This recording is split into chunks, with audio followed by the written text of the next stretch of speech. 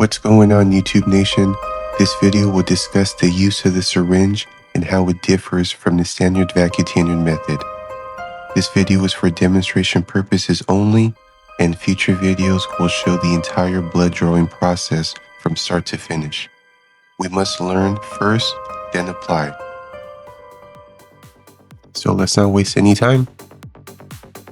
Here we have a 12cc syringe that can hold a maximum capacity of 12 cc's of blood, attached with a 21 gauge needle. The difference between using the syringe versus using a vacutainer is that with a syringe, you have control of the blood flow by pulling back on this plunger all the way to the end, as opposed to using a vacutainer. These phlebotomy tubes have 3 vacuum seals. Once punctured, it allows the blood to flow in the tubes. Whenever using a syringe, always release the air from them to prevent air bubbles. Pull back on the syringe and press down. Some cases to use a syringe can be if a patient has neurological issues such as Parkinson's or MS that may be difficult for them to keep their arms still, or for patients that are afraid of needles. If patients are afraid of needles, then I would recommend using the syringe so that the patient doesn't experience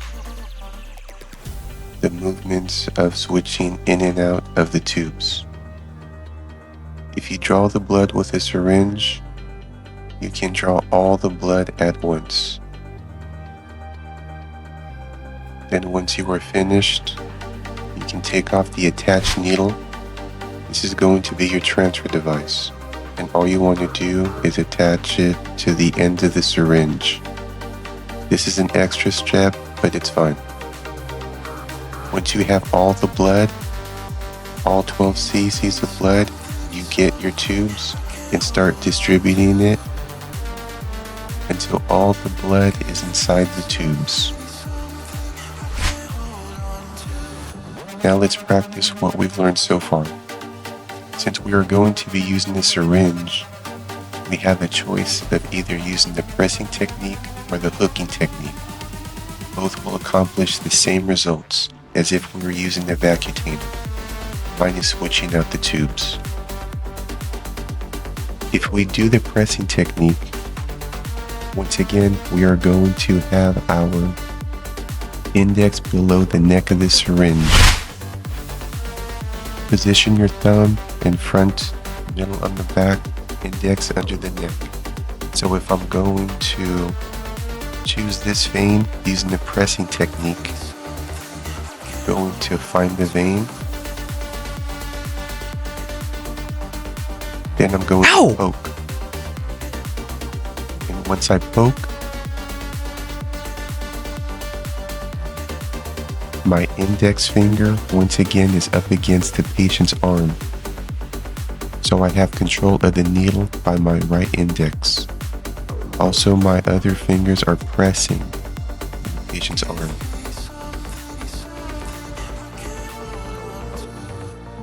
So now I have stability of the arm with my index. I have stability of the needle. So once we are in the patient's vein, we are going to pull back from the plunger, not too fast.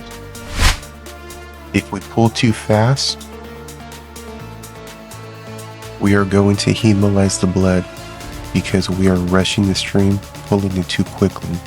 But if we do it slow, we also risk the chance of the blood hemolyzing, pulling back at a consistent flow. We want to make sure we are not too aggressive. We want to pull it gently.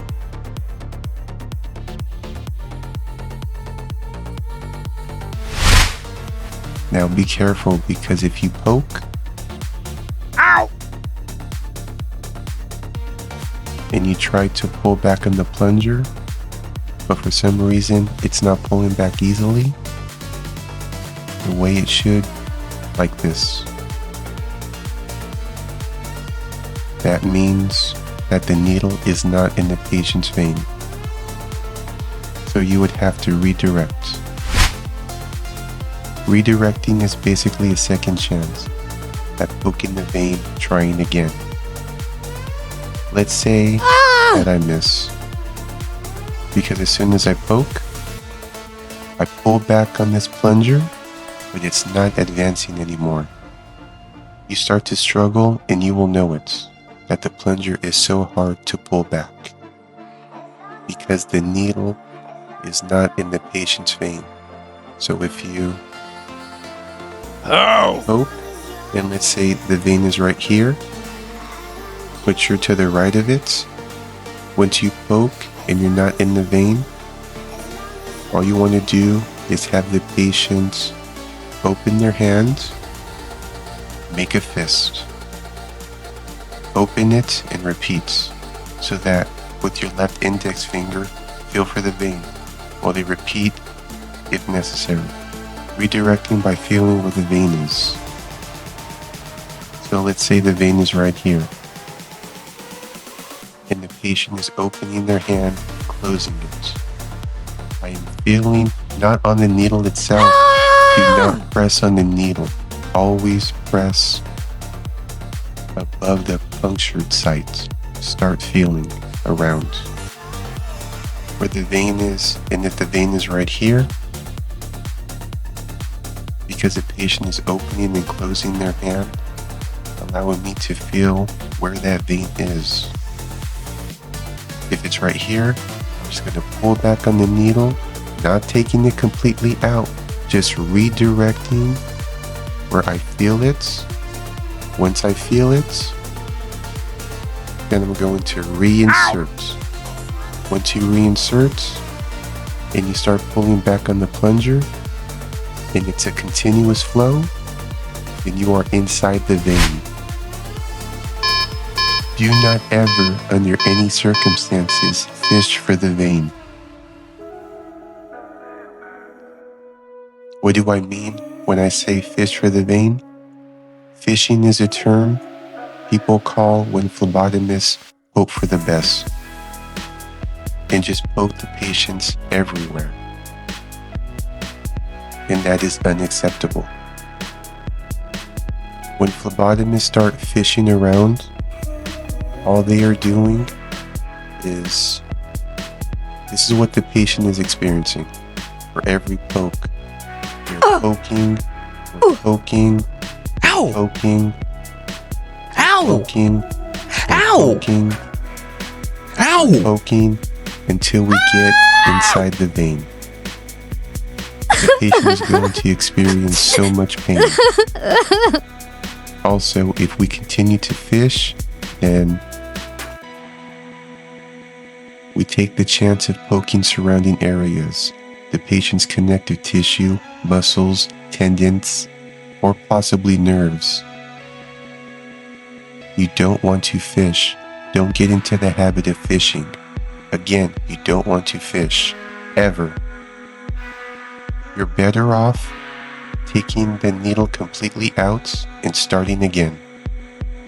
Fishing is not allowed in phlebotomy, so leave your fishing poles at home. So don't do it. And that's all she wrote. Thanks for watching. Click on the next video to keep learning phlebotomy.